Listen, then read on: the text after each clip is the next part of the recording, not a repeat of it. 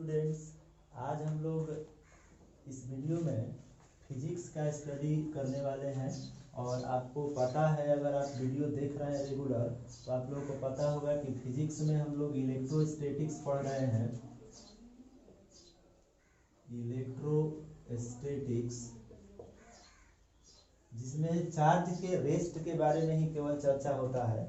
और बहुत important chapter है और एक बड़ा चैप्टर है ये, जिससे एग्जाम में, आपके बोर्ड एग्जाम में अप्रॉक्स 8 मार्क का इससे आता है क्वेश्चन। आपको पता है कि हम लोग अभी तक वीडियो में इलेक्ट्रिक डाइपोल तक का स्टडी कर चुके हैं।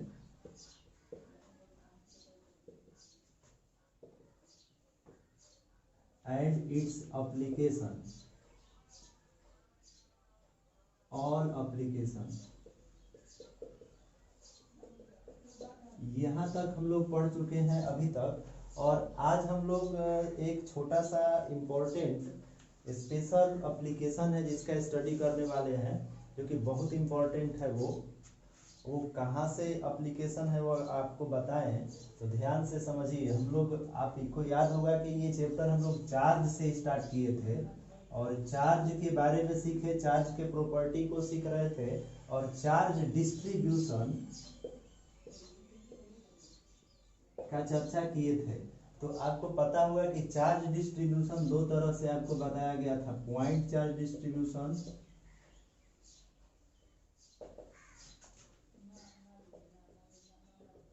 और continuous charge distribution.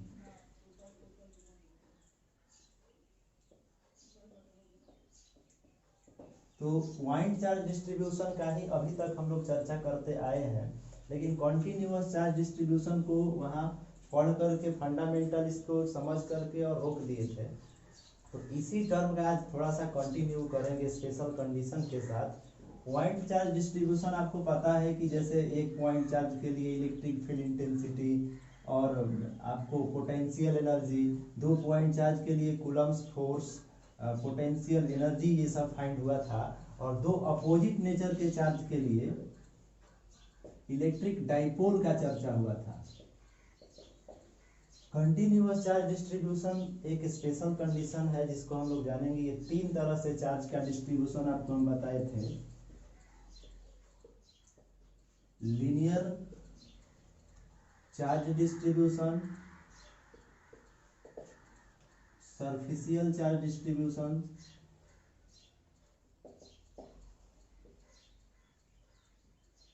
And volumetric charge distribution. तो यही समझा करके आपको और वहाँ इस टॉपिक को रोक दिए थे, इसको आज हम लोग कंटिन्यू करने वाले हैं। लीनियर चार्ज डिस्ट्रीब्यूशन को आपको बताए थे कि चार्ज डेंसिटी से हम लोग इसको डिफाइन किए थे, और चार्ज डेंसिटी जो है sigma is equal to charge by length था। क्योंकि लीनियर चार्ज डिस्ट्रीब्यूशन किसी रड के लिए होता है, जब उस पर बहुत सारे पॉइंट चार्ज कंटिन्यूअस डिस्ट्रीब्यूट हो तो उस रड पर चार्ज डेंसिटी क्या होगा, ये डिफाइंड होता है चार्ज पर लेंथ से। उसी तरह सरफेसियल चार्ज डेंसिटी में कोई एक, मान लीजिए, सीट हो और उस पर बहुत सारा पॉइंट चार्ज कंटिन्यू डिस्ट्रीब्यूट हो, इसका सरफेसियल चार्ज डेंसिटी क्या हो, वो डिफाइंड हुआ था Q बाई A से। अगर charge per area is called charge surficial charge density. और उसी तरह से वॉल्यूमेट्रिक चार्ज डेंसिटी में मान लीजिए कोई स्फीयर है और उस पर बहुत सारा पॉइंट चार्ज कंटिन्यूअस डिस्ट्रीब्यूट है, तो volumetric charge density charge per unit volume होता है। तो यहाँ तक हम लोग इसको पढ़ करके और रोक दिए थे, जिसको आज कंटिन्यू करेंगे, जिसका एप्लीकेशन हम लोग आज सीखने वाले हैं। तो ध्यान देना है ये फंडामेंटल फार्मूला को, जिसका यूज भी होगा। तो चलिए स्टार्ट करते हैं अपने इस जो आज का टॉपिक है इसको। तो ध्यान देना है, आज बहुत इंपॉर्टेंट ये चर्चा है। यहाँ से भी क्वेश्चंस बोर्ड एग्जाम में तो आता ही आता है, आपके कॉम्पिटिटिव एग्जाम में भी यहाँ से क्वेश्चन पूछा जाता है। तो हेडिंग क्या है आज का, चलिए बताते हैं।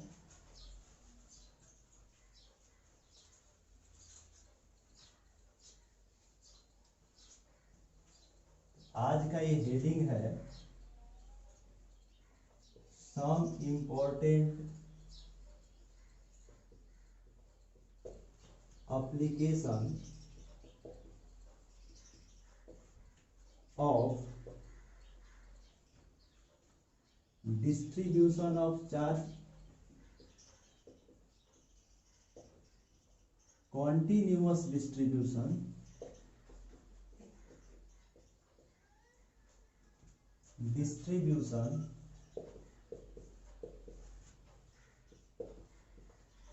of charge on the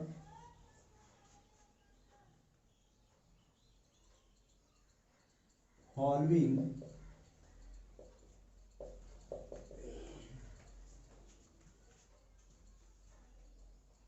materials, as like मान लीजिए यहाँ रॉड है, ROD रॉड, बेंट रॉड,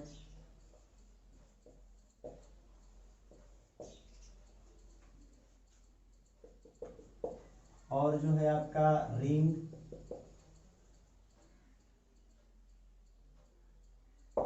ये दो कंडीशन के लिए ही हम लोग करेंगे, क्योंकि स्फीयर वगैरह के लिए हम लोग गॉस लॉ में सीखेंगे। जो क्लोज मटेरियल है, क्लोज के लिए हम लोग गॉस लॉ पढ़ेंगे। इलेक्ट्रिक फ्लक्स के बाद गॉस लॉ पढ़ना है, उस गॉस थ्योरम में हम लोग क्लोज सरफेस के लिए या मटेरियल के लिए एप्लीकेशन सीखेंगे। वहां भी चार्ज डिस्ट्रीब्यूशन कंटिन्यूअस ही होगा, लेकिन वहां गॉस थ्योरम है, तो उसी समय इसका एप्लीकेशन देखा जाएगा। अभी हम लोग रॉड के लिए, क्योंकि रॉड जो है ओपन होता है, और रॉड के लिए कुछ स्पेशल जो है यहाँ एप्लीकेशन आपको हम इम्पोर्टेंट है जो बताने जा रहे हैं, तो ध्यान देना है। कंटिन्यूअस चार्ज डिस्ट्रीब्यूशन के लिए डिस्ट्रीब्यूशन ऑफ चार्ज का एप्लीकेशन है यहाँ। तो चलिए स्टार्ट करते हैं। ये हेडिंग आप लोग दे दिए होंगे, कॉपी पेन लेकर के, और आप ध्यान से वीडियो देखिए जो पढ़ने वाले स्टूडेंट्स हैं सब लोग, और अपने फ्रेंड्स के साथ भी इस वीडियो को शेयर करिए और सब्सक्राइब करते रहिएगा। और बोलिएगा सब्सक्राइब करने के लिए, तो फायदा ये होगा कि जो ये वीडियो बना करके आपको सेंड करेंगे तुरंत आप तक पहुंचेगा, और आप जो है खूब आराम से इसका तैयारी कर सकते हैं। फिजिक्स, केमिस्ट्री, मैथ तीनों का कंटिन्यूअस वीडियो जो है अपलोड होता रहता है, तो आप खूब आराम से देख सकते हैं ईमानदारी से, और समझते हुए नोट्स तैयार करते जाएंगे, तो एग्जाम में आपको फायदा होगा। तो देखिए यहाँ से आगे बढ़ते हैं, और एप्लीकेशन में जो है फर्स्ट पॉइंट रॉड के लिए करेंगे, और लिखा जाएगा यहाँ से calculation of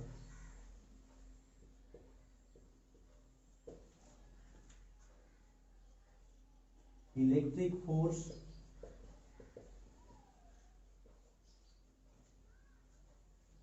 due to uniformly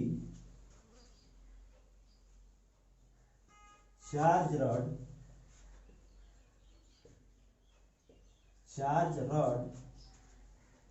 and point charge. Charge rod between point charge आप लिख सकते हैं। तो यहाँ क्या कहा गया आपको, यहाँ कंडीशन में कि आपको कैलकुलेट करना है electric force due to uniformly charge rod between point charge. मतलब यूनिफॉर्मली चार्ज रॉड और पॉइंट चार्ज के बीच इलेक्ट्रिक फोर्स क्या होगा, ये हम लोग को कैलकुलेट करना है। तो यहाँ से हम लोग को एक रॉड कंसीडर करना होगा, और ये इस रॉड, अगर रॉड है और इस पे पॉइंट चार्ज डिस्ट्रीब्यूट करती है यूनिफॉर्मली, और देख रहे हैं ध्यान से, और इस रॉड का जो है लेंथ तो कुछ होगा, तो मान लीजिए यहाँ से लेंथ हम लोग कंसीडर कर लिए एल लेंथ का रॉड है, जिस पर यूनिफॉर्मली पॉइंट चार्ज डिस्ट्रीब्यूट कर दिए हम लोग। और यहाँ एक पॉइंट चार्ज भी कंसीडर करेंगे, क्योंकि इलेक्ट्रिक फोर्स फाइंड करना है, तो एक पॉइंट चार्ज यहाँ ले लिए, जिसको Q से इंडिकेट कर दिए। और इस रॉड पर टोटल चार्ज क्या है अगर आपको बताएं, तो मान लीजिए कैपिटल Q है टोटल चार्ज, ठीक है।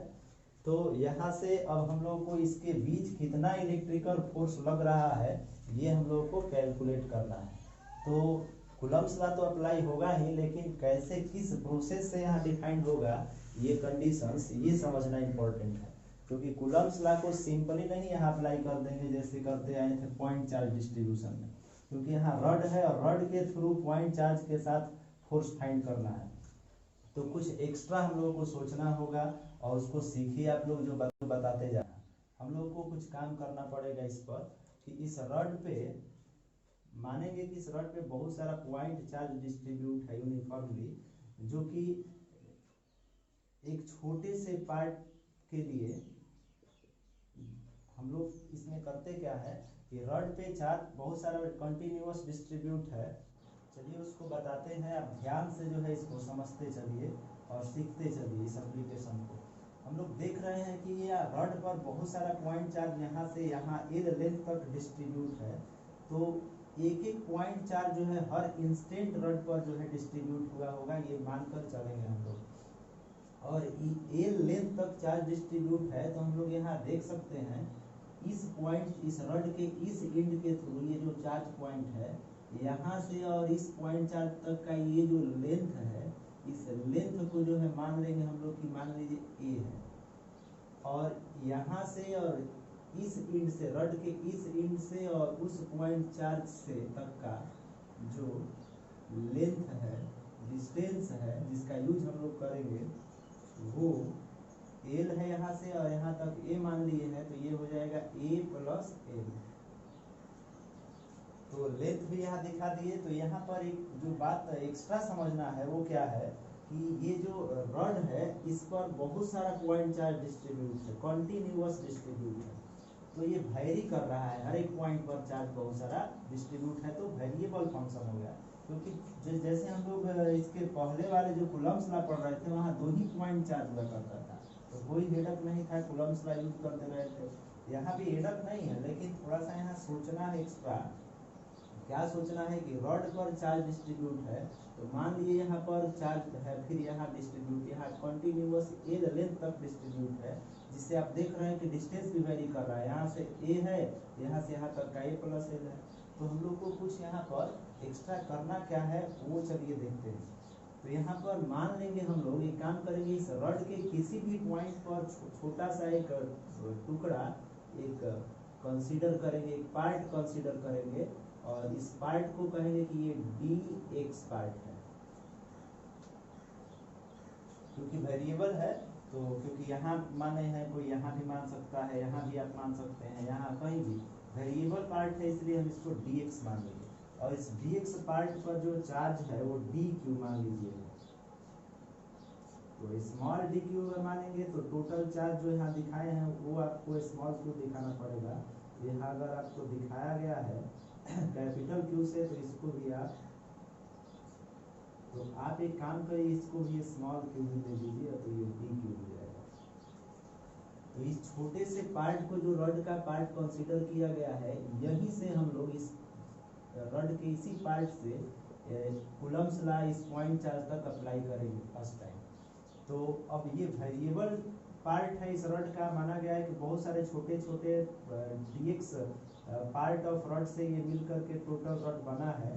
तो इस पॉइंट रड को हम लोग यहाँ से और यहाँ तक चार्ज तक का जो है लेंथ क्या हो ये दिखाएंगे, क्योंकि यहाँ कूलम्स लॉ यहीं पे अप्लाई किया जाएगा। वेरिएबल फंक्शन है, आपको बोल ही रहे थे अभी, ध्यान से इसको समझते चलिए। इस पॉइंट रड से जो dx पार्ट कंसीडर किया गया है और ये पॉइंट चार्ज है, यहाँ तक का जो डिस्टेंस है, इस डिस्टेंस को वेरिएबल फंक्शन में ही मानना सही रहेगा। तो इसको मान लेते हैं कि x है, ठीक है।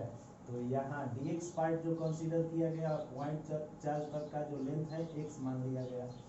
अब यहाँ से कूलम्स लॉ हम लोग इस पर अप्लाई करेंगे, तो लिखेंगे यहाँ apply Coulomb's law on very small parts between point charge Q। इस पॉइंट चार्ज Q से और जो स्मॉल पार्ट यहाँ कंसीडर किया गया है dx, यहाँ तक का जो है डिस्टेंस को हम लोग यहाँ से इसके बीच का जो है इसके बीच जो है कूलम्ब्स लॉ को हम लोग अप्लाई करने वाले हैं। तो चलिए कूलम्ब्स लॉ यहाँ अप्लाई करते हैं। आपको पता है you know that Coulomb's law आपको पता है F equal to DF equal to GF, इसलिए भी क्योंकि ये स्मॉल पार्ट के थ्रू जो है यहाँ हम लोग निकालने जा रहे हैं फोर्स। तो DF इक्वल टू जो है हो जाएगा आपका K into d q into q by x square. बीच का डिस्टेंस जो है x कंसीडर किए हैं तो एक्स स्क्वायर हो गया। तो यहाँ से इसको इक्वेशन 1 मान करके रुकेंगे, क्योंकि ये जो डी क्यू है इस डी क्यू को एक्सप्रेस करना होगा। क्योंकि अभी आपको पहले ही इंट्रोडक्शन में बता रहे थे उधर कि जो है कंटिन्यूअस चार्ज डिस्ट्रीब्यूशन में चार्ज डेंसिटी का अपना एक अलग इंपॉर्टेंस होता है। यहाँ dx का चार्ज डेंसिटी क्या होगा इतने पार्ट का इस रड का, ये फाइंड करना बहुत जरूरी होगा। क्योंकि यहाँ डी क्यू जो है वेरिएबल डेरिवेटिव है, जबकि यहाँ वेरिएबल फंक्शन x है, तो इस डेरिवेटिव को x के फॉर्म में चेंज करना होगा। क्योंकि ये वेरिएबल है, इसको जब तक इसका डेरिवेटिव ऊपर नहीं हो तो आगे जो है प्रॉब्लम होगा। इसलिए हम लोग इस डी क्यू को जो वेरिएबल चार्ज है इसको डिस्टेंस के फॉर्म में चेंज करेंगे, जो कि हम लोग कर सकते हैं डिस्ट्रीब्यूशन ऑफ चार्ज के थ्रू। तो इसके बाद हम लोग यहाँ लिखेंगे since we know that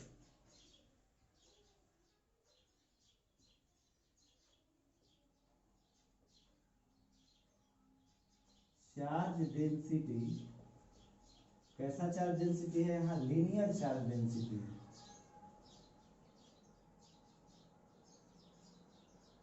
since we know that linear charge density, lambda भी इंडिकेट कर सकते हैं चार linear charge density surficial charge density ये नोन हो, इंडिकेशन तो हम लोग सिग्मा लेमडा से भी कर सकते हैं। तो यहाँ लीनियर चार्ज डेंसिटी को अगर हम लेमडा से करें इंडिकेट तो होगा equals to q by l.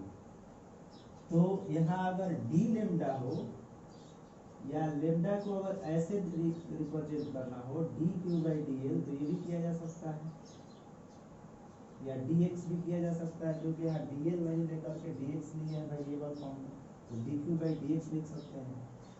तो दिख रहा है यहाँ, तो यहाँ से हम लोग लिख सकते हैं, दिख रहा है यहाँ, लिख सकते हैं हम लोग dq equal to lambda into dx। ये डी क्यू जो है लेमडा इंटू डी एक्स कैसे है आपको समझ में आ रहा होगा, और क्यों इस फॉर्म में चेंज किया गया ये भी यहाँ बता रहे थे कि जो वेरिएबल यहाँ है इसी फॉर्म में वहाँ डेरिवेटिव होना चाहिए। तो इसको चेंज किए, देखिए डी एक्स वेरिएबल फॉर्म में, डी क्यू को डेरिवेटिव एक्स के फॉर्म में यहाँ चेंज हुआ। ये कैसे चेंज हुआ, तो हम लोग चार्ज डेंसिटी से चेंज कर लिए, कंटिन्यूअस चार्ज डिस्ट्रीब्यूशन था रड पर। तो यहाँ डी क्यू के जगह पर हम लोग पुट आराम से lambda into D x put कर सकते हैं। तो चलिए इसको पुट करते हैं और इस पे आगे वर्क करते हैं। यहाँ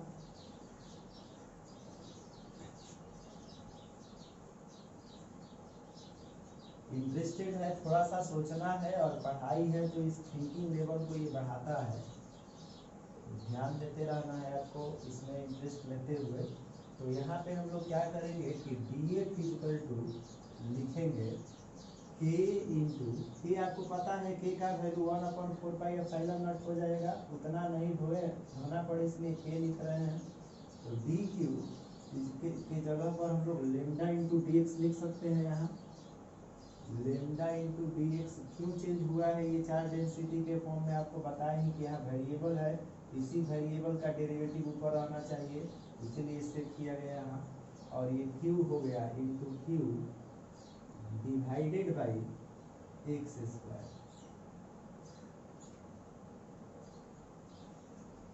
अब यहाँ से आप ध्यान दे रहे होंगे तो आप देख रहे हैं कि इधर डेरिवेटिव फंक्शन है, और जब डेरिवेटिव फंक्शन हो तो ये वेरिएबल वाले को एक तरफ कांस्टेंट वाले को एक तरफ कर देते हैं। तो df इक्वल टू लिख सकते हैं k लेमडा क्यू, ये कांस्टेंट टर्म हो गया, और यहाँ 1/x square into D x, ये इतना वेरिएबल फंक्शन हो गया। तो आप सोच रहे होंगे कि जैसे ही ये आपको टर्म दिखता है ये डेरिवेटिव इक्वेशन डिफरेंशियल इक्वेशन के फॉर्म में आ गया है, इसको हम लोग क्या करेंगे कि इंटीग्रेट करेंगे बोथ साइड, ताकि ये सिंपल फॉर्म में आ जाए। तो यहाँ पर लिखेंगे टेकन इंटीग्रेशन बोथ साइड, क्योंकि बोल ही रहे थे यहाँ कि वेरिएबल यहाँ पर ये वेरी कर रहा है चार्ज ये रॉड पर हर एक पॉइंट पर। तो यहाँ वेरिएबल फंक्शन को में इंटीग्रेशन डिफरेंशिएशन का आना तो एकदम गारंटी हो जाता है। तो आपको ये बताए भी है कई बार कि जब ऐसे डेरिवेटिव फंक्शन आ जाए तो इंटीग्रेट करके ही उसको कांस्टेंट फॉर्म में चेंज किया जाता है। तो अब इंटीग्रेट लेंगे दोनों तरफ, d f equal to constant term को इंटीग्रेशन से कोई मतलब नहीं है, फ्री होता है इंटीग्रेशन से, और वेरिएबल फंक्शन का ही इंटीग्रेशन होता है। तो आप देख रहे हैं ध्यान से, यहाँ इंटीग्रेशन ले चुके हैं, क्योंकि यहाँ फिजिक्स में डेफिनिट इंटीग्रेशन का ही यूज होता है।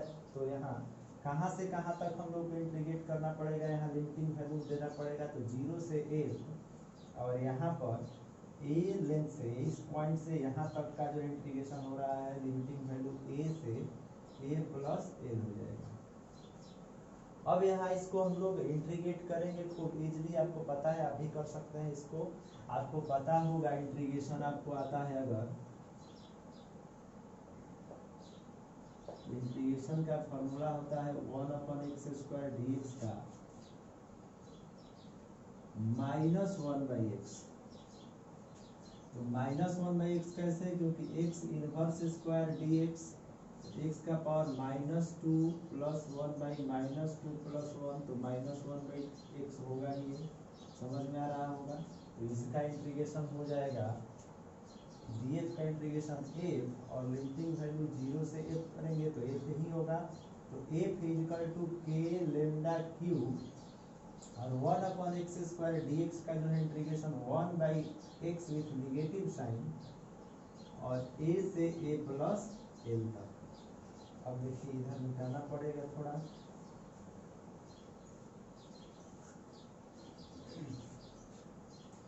अब ये लिमिटिंग वैल्यू फाइनल है, ये इनिशियल है, तो फाइनल वैल्यू को रखेंगे x के जगह पर, इनिशियल वैल्यू को रखेंगे x के जगह पर, और आपका फाइनल रिजल्ट आ जाएगा। तो k λ3, और ये फाइनल वैल्यू रखिए तो -1/a प्लस l, और फिर ये जो है इनिशियल वैल्यू रखिए तो माइनस, और इसमें ऑलरेडी पहले से माइनस है तो प्लस हो गया, और 1/ जो है a हो गया। अब इसको आप सॉल्व करेंगे और आपका फाइनल जो है रिजल्ट यहाँ से आ जाएगा, f = k λ3, और इसका एलसीएम आप लीजिएगा a × a प्लस l, और उसके बाद जो है यहाँ आएगा -a, और यहाँ आएगा plus a plus l, a से a कैंसिल होकर के यहाँ l बचेगा। तो ये आपका जो है फाइनल रिजल्ट आ गया। किसी भी रॉड पे अगर लीनियरली डिस्ट्रीब्यूटेड है चार्ज और एक पॉइंट चार्ज और है, उसके बीच जो है नेट फोर्स फाइंड करना है, तो उसके लिए जनरल फार्मूला टाइप का आ गया आपका। इसको ध्यान रखिए, इस पूरे एप्लीकेशन को एग्जाम में आ सकता है। और इसके बाद जो है, अगर इसी एप्लीकेशन में आपको कि इलेक्ट्रिक फील्ड इंटेंसिटी फाइंड करने को दे दे, जब ये चार्ज जो है लीनियरली डिस्ट्रीब्यूटेड हो किसी रॉड पर, तो आप निकाल सकते हैं। और इलेक्ट्रिक फील्ड इंटेंसिटी, जैसे इलेक्ट्रिक फील्ड इंटेंसिटी का जो है फॉर्मूला आपको पता है, अगर निकालना हो तो वी नो दैट रिलेशन आपको पता है, F = QE, तो E आप फाइंड कर सकते हैं इजीली F/Q, क्योंकि Q आपको यहाँ पता है, F का फॉर्मूला आपको पता है इतना है, तो ये वैल्यू F के जगह पर रखिएगा, तो नीचे Q है तो Q से Q कैंसिल हो जाएगा, तो k λl/a × a plus l answer होगा। इंटेंसिटी भी यहाँ से फाइंड हो सकता है। तो ये फर्स्ट एप्लीकेशन था। इसके बाद जो सेकेंड एप्लीकेशन है वो भी बहुत इम्पोर्टेंट है, तो उसको भी देखेंगे। ध्यान देते रहिए, ईमानदारी से पढ़िएगा तो आपको फायदा होगा, नहीं ध्यान दीजिएगा, मत दीजिए ध्यान।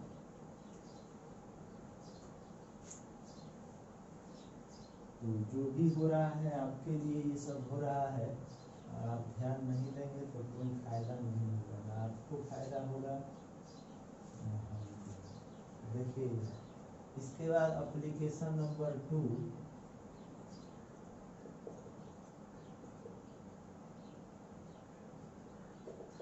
एप्लीकेशन सेकंड क्या है इसको भी समझते हैं। एप्लीकेशन सेकंड में calculation of electric field due to circular arc at its centre.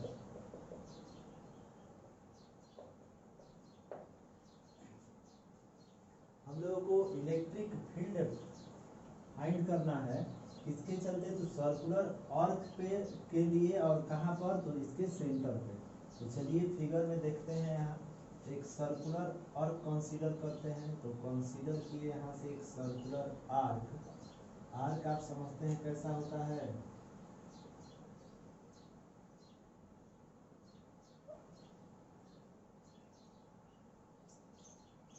ये है सर्कुलर आर्क, मतलब सर्कल का एक छोटा सा पार्ट। और इसके सेंटर पर इलेक्ट्रिक फील्ड इंटेंसिटी आपको फाइंड करना है, जबकि इस पे यूनिफॉर्मली पॉइंट चार्ज डिस्ट्रीब्यूटेड है। मान लीजिए क्यों। अब इसके सेंटर पर अगर आपको इलेक्ट्रिक फील्ड फाइंड करना है, तो ये मान लीजिए ये सेंटर होगा नहीं, क्योंकि यहाँ से ऐसे मिला, ये रेडियस हो गया आर और ये भी रेडियस हो गया, जहाँ ये मिला यही सेंटर है सी। अब इस सी पर हम लोगों को फाइंड करना है नेट इलेक्ट्रिक फील्ड क्या होगा। इसको पी भी मान सकते हैं, ओ भी मान सकते हैं इस पॉइंट को। तो अगर ओ माने हैं तो ई ओ ई नॉट फाइंड करना होगा। तो चलिए कैसे फाइंड करें इसको, ये समझना है। ध्यान दीजिए, इसको बहुत ही इम्पोर्टेंट एप्लीकेशन ये होता है, एग्जाम में ये जनरली आ जाता है, और आप इसको भारी समझकर छोड़ देते हैं, हार्ड क्वेश्चन या हार्ड एप्लीकेशन समझकर छोड़ देते हैं, क्योंकि बहुत आसान है। थोड़ा सा आपको बस ध्यान देना है, आपको समझ में एक बार अगर आ गया तो फिर जो है दिमाग में जो है एडजस्ट हो जाएगा हमेशा के लिए, और एग्जाम में आएगा तो इसको आप बना करके आएंगे, एक बोनस क्वेश्चन आपके लिए हो जाएगा। तो देखिए इधर आपको, हम लोग को पता है कि जो इलेक्ट्रिक फील्ड इंटेंसिटी है कहीं भी फाइंड करना है तो उस पॉइंट पर यूनिट चार्ज मान लेते हैं कि है टेस्ट चार्ज, यूनिट चार्ज मान लेते हैं कि +1 है।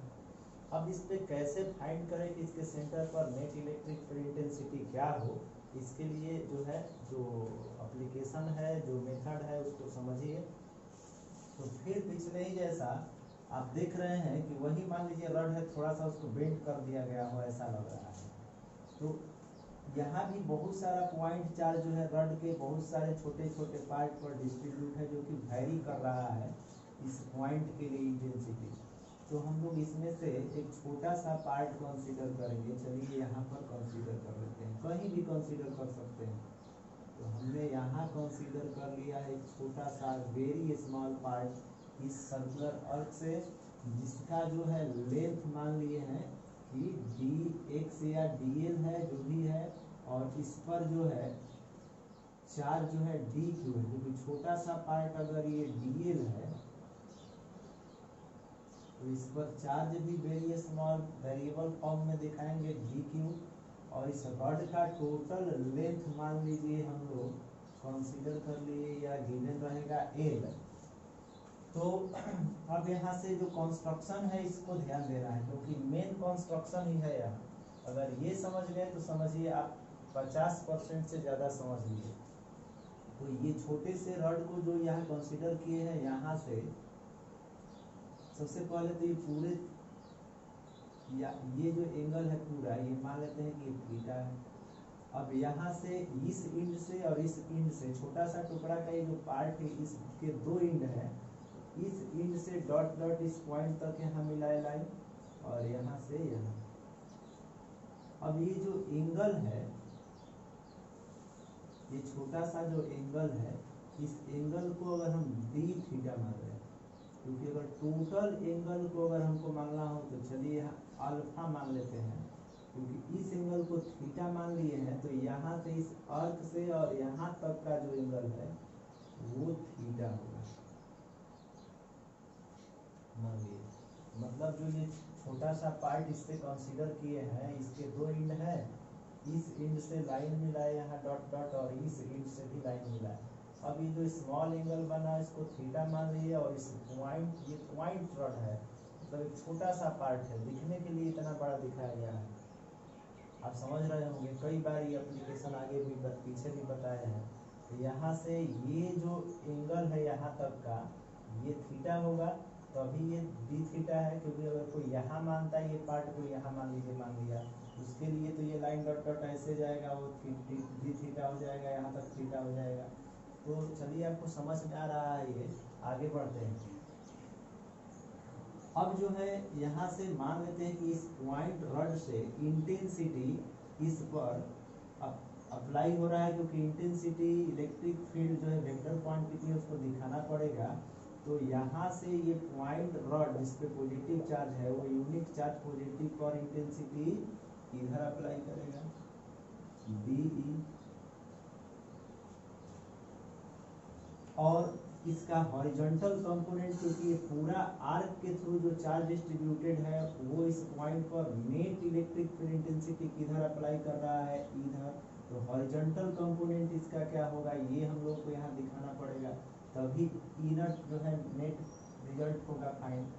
तो मान लीजिए कि ये DE यहाँ अप्लाई कर रहा है, ये पॉइंट चार्ज DQ जो इस रड पर है कंसीडर किए हैं वो इधर। तो यहाँ जो ये एंगल है, यहाँ से देख रहे हो आप, ये एंगल अगर थीटा है तो ये एंगल थीटा है, तो ये भी क्या होगा, थीटा। तो इस D का कंपोनेंट हॉरिजॉन्टल क्या होगा इधर, तो होगा इधर, इधर कंपोनेंट क्या होगा, DE cos थीटा। अब जो है ये जो फाइंड करना है हम लोगों को इनर, वह DE cos थीटा के इक्वल आ चुका है। इसको इक्वेशन 1 मान लेते हैं। अब यहाँ से हम लोग का वर्क स्टार्ट होगा। थोड़ा सा और बात यहाँ रह गया है, वो क्या है, ये जो पॉइंट चार्ज है इसको चार्ज डेंसिटी में चेंज करना है। तो चार्ज डेंसिटी में कैसे चेंज करना है, इसको आपको अगर हम बताएं तो देखिए इधर, since we know that linear charge density lambda is equal to L by Q by L होता है। तो यहाँ पर lambda is equal to DQ by L भी लिखा जा सकता है। अब यहाँ आपको पता है कि ये आर्क है, तो L is equal to R theta होता है, ये भी आपको पता होगा। L is equal to R theta नहीं पता है, ये थीटा, ये L, ये R, ये थीटा, ये L, L is equal to R theta. और अगर ये वेरी स्मॉल के लिए बात हो रहा है तो L is equal to R, DL is equal to R d theta हो जाएगा, क्योंकि lambda is equal to DQ by DL लिख लेते हैं, क्योंकि छोटे से पार्ट का यहाँ चर्चा हो रहा है, छोटा सा पार्ट का लेंथ DL है, तो DL is equal to R d theta हो जाएगा। तो यहाँ DL की जगह पर R d थीटा लिखा जा सकता है, DQ by R d theta. तो हेंस DQ इक्वल टू क्या हो जाएगा, lambda into R d theta. थोड़ा सा ध्यान देना है यहाँ, क्योंकि यहाँ थोड़ा समझने का बात है, बोरिंग नहीं होना है, ध्यान देते रहना है यहाँ पर।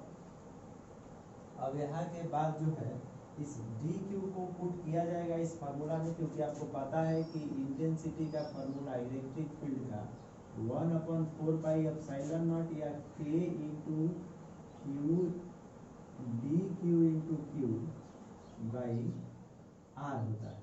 तो देखिए टेस्ट चार्ज जो है यहाँ यूनिट है, तो DQ बाई R स्क्वायर केवल हो जाएगा। तो D के जगह पर ये फार्मूला रखेंगे,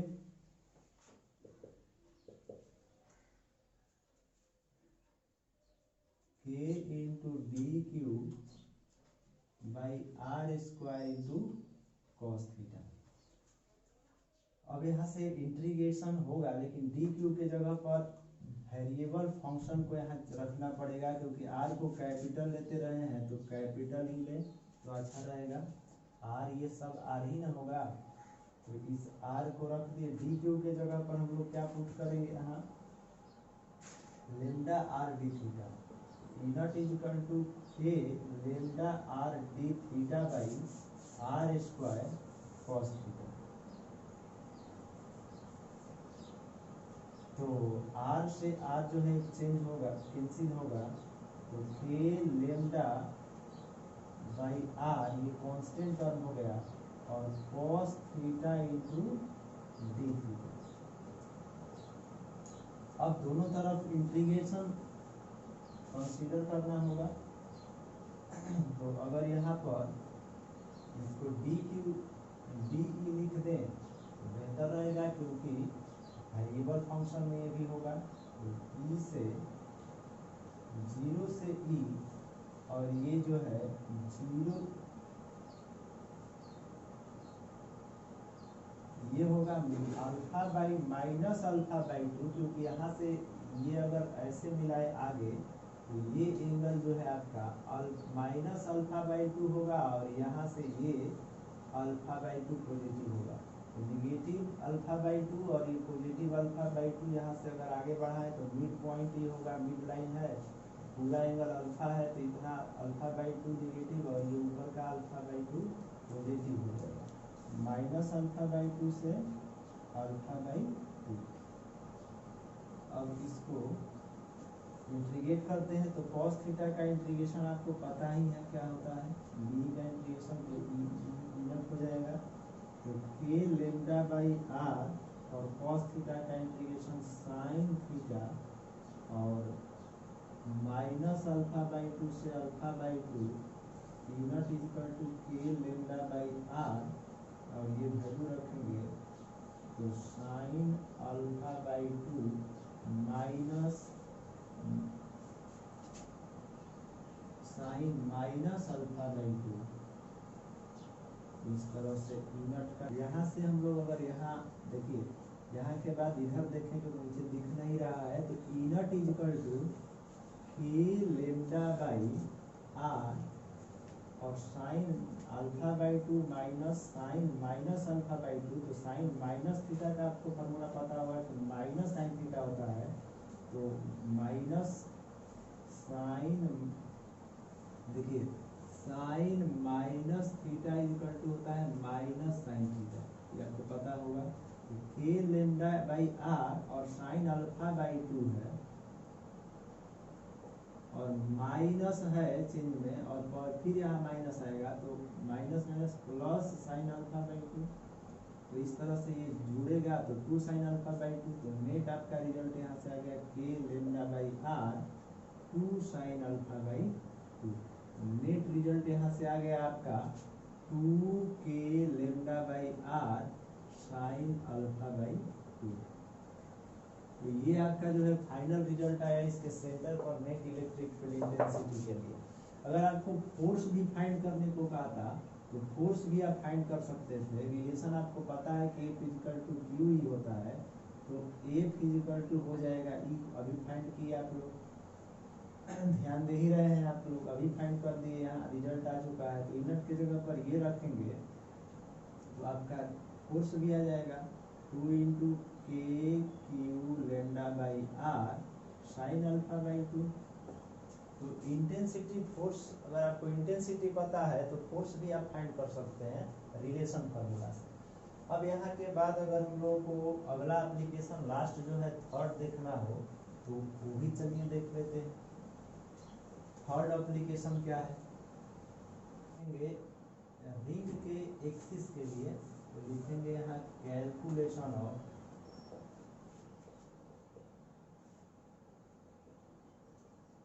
इलेक्ट्रिक फील्ड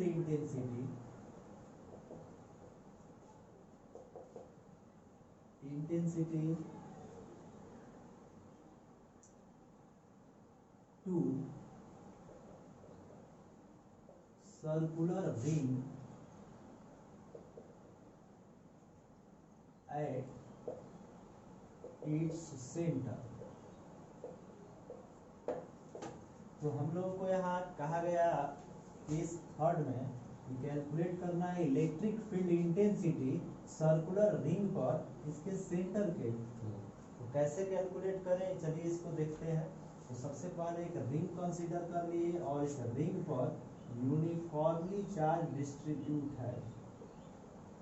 तो इस रिंग का रेडियस होगा, रेडियस मान लेते हैं कि r है, r भी मान सकते हैं आप, a भी मान सकते हैं, कैपिटल R भी मान सकते हैं, यहाँ में स्मॉल r माने हैं। अब इस रिंग के एक्सिस पर मान लीजिए यहाँ इंटेंसिटी हम लोगों को फाइंड करना है क्या। तो कैसे करें ये फाइंड, इसको ध्यान से समझिए। मान लेंगे यहाँ पर ठीक जैसे अभी तक करते आए हैं कि छोटा सा ये जो पार्ट है इसका लेंथ dl है और इस dl पर चार्ज जो है dq। अब इस छोटे से पार्ट के लिए इंटेंसिटी जो है इस पॉइंट पर, जो कि यहाँ मान लीजिए यूनिट चार्ज है, यहाँ फाइंड करना है इंटेंसिटी एक्सिस पॉइंट पर। तो यहाँ से ये जो इंटेंसिटी है इस डायरेक्शन में इधर होगा, ये छोटा सा पार्ट जिस पर चार्ज है dq, वो इस पॉइंट पर इंटेंसिटी पॉजिटिव है, दोनों इधर ही ना अप्लाई करेगा dE। ये एंगल को अगर हम लोग थीटा कंसीडर करते हैं तो ये भी थीटा होगा। और इस d का कंपोनेंट इस एक्सिस के अलॉन्ग क्या होगा बताइए, तो dE cos थीटा होगा। तो अब हम लोग यहाँ से चलिए आगे बढ़ते हैं, dE cos थीटा ही हम लोगों को फाइंड करना है। एक्सिस का यही इंटेंसिटी होगा इस पॉइंट के लिए। तो हम लोग को पता है कि इंटेंसिटी का जो फॉर्मूला है होता है k मतलब 1/4πε0 और dq के थ्रू यहाँ पर इंटेंसिटी फाइंड कर रहे हैं इस रिंग के थ्रू। तो dq बाई जो डिस्टेंस है ये वाला यूज होगा, यहाँ से यहाँ तक का डिस्टेंस ही यूज होगा यहाँ नीचे। तो डिस्टेंस ये क्या होगा, मान लीजिए ये जो है डिस्टेंस यहाँ से पॉइंट गिवन पॉइंट जहाँ फाइंड करना इंटेंसिटी ये x है, क्योंकि x एक्सिस है, वेरिएबल पॉइंट है ये, तो कोई यहाँ ले सकता है, यहाँ ले सकता है, फिक्स पॉइंट तो ये है नहीं, तो x ले लिए। तो ये डिस्टेंस हो जाएगा r² प्लस x²। अब जो है इसको यहाँ पे हम लोग रखेंगे divided by √r² plus x² का होल स्क्वायर और इनटू cos थीटा। अब यहाँ से वेरिएबल फंक्शन हम लोगों का जो है स्क्वायर किए हैं रूट का, तो ये रूट कैंसिल हो जाएगा, समझ में आ रहा होगा। dq ही वेरिएबल है तो इसी को केवल सिंपली इंटीग्रेट कर देंगे, तो यहाँ पे आपका आ जाएगा k by r² plus x² का पावर, तो कुछ यहाँ नहीं हुआ क्योंकि रूट था, वो स्क्वायर था, कैंसिल हो गया। तो अब जो है dq तो रहेगा वेरिएबल है, तो dq को इंटीग्रेट करिए आप q से q। तो मान लीजिए कि टोटल चार्ज इस रिंग पर q है, तो 0 से q तक लिमिटिंग वैल्यू x जो है आपका आ जाएगा k into r² plus x² और cos थीटा इंटू q। तो q अगर आ गया तो यहाँ लिख सकते हैं कि dq का इंटीग्रेशन q। अब cos थीटा यहाँ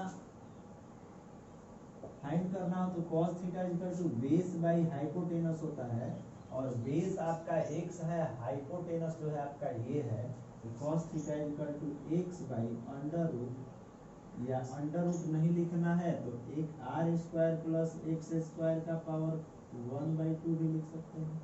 तो cos थीटा के जगह पर इतना वैल्यू रख सकते हैं, देखिए ध्यान से, क्योंकि देखिए cos theta equal to base by hypotenuse है तो यहाँ लिखा गया, और ये cos थीटा का वैल्यू इतना, इसको cos थीटा के जगह पर रखेंगे। क्यों ऐसा कर रहे हैं, क्योंकि यहाँ जो हम लोग का जो जनरल फार्मूला यहाँ जो डेवलप हो वो एंगल से फ्री हो। न्यूमेरिकल प्रॉब्लम में अगर एंगल नहीं दिया हो तो भी सॉल्व कर पाए, तो इसको यहाँ हम लोग रखेंगे, क्योंकि ये सब प्रॉब्लम सॉल्व करने के लिए ये थ्योरी बताया जा रहा है। तो यहाँ पर वो वाला वैल्यू cos थीटा के जगह पर रखेंगे तो x इक्वल टू आपका आ जाएगा kq by r² plus x² और into x by r square plus x square का पावर 1/2। इसका पावर 1 है, इसका 1/2 है, तो आपको पता है ऐड होगा, तो hence x equal to k cube x by r square plus x square का पावर 3/2। बहुत ही इंपॉर्टेंट ये देखिए फॉर्मूला डेवलप हुआ है, ध्यान देना है। अब ये तीन जो एप्लीकेशन बताए बहुत इंपॉर्टेंट एप्लीकेशन है, इसमें से कोई एक एप्लीकेशन एग्जाम में आ जाता है, तो इसको आप ध्यान दीजिए, इसको आप नोट कर लीजिए कॉपी पर, और इसको एक दो बार रिवीजन करिएगा, प्रैक्टिस करिएगा तो सब समझ में आ जाएगा। विदाउट प्रैक्टिस नहीं आएगा ये, इस तरह देखने से तो नहीं समझ में आएगा, केवल कि देख लिए बस हो गया। देखने के बाद आप नोट करिए, एप्लीकेशन को जितना तीनों बताए इसको फिर से अपने से प्रैक्टिस करिए के बाद, तब ये समझ में आएगा। तो चलिए ठीक है, आज के लिए इतना ही। अगले क्लास में हम लोग इसके बाद का चर्चा करेंगे इलेक्ट्रिक फ्लक्स का। इलेक्ट्रिक फ्लक्स एक बहुत इंपॉर्टेंट टॉपिक होगा नेक्स्ट क्लास का, नेक्स्ट वीडियो का। आज के लिए इतना ही।